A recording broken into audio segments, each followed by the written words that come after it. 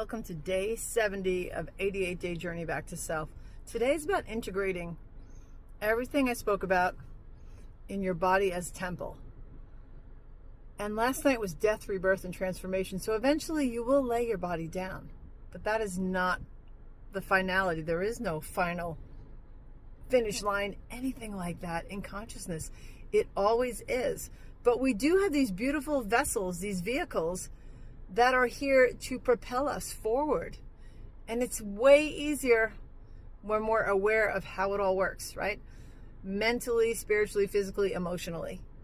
And the body as temple, if the nervous system's dysregulated, no matter how much beautiful food you put in there or, any other spiritual practice, it's not really going to be able to land. It's just like having the cells be all gunked up with something.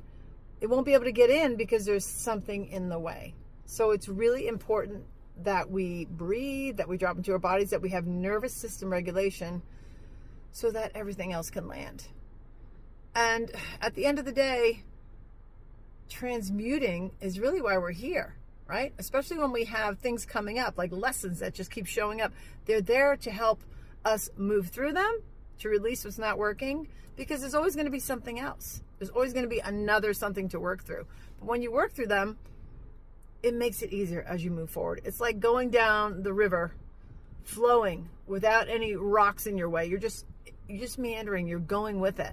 Instead of like being like a salmon swimming up current, right? We're not salmon.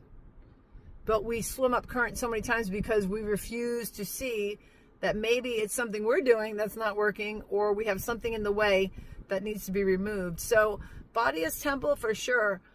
Mental, physical, spiritual, emotional, because it all ties in together.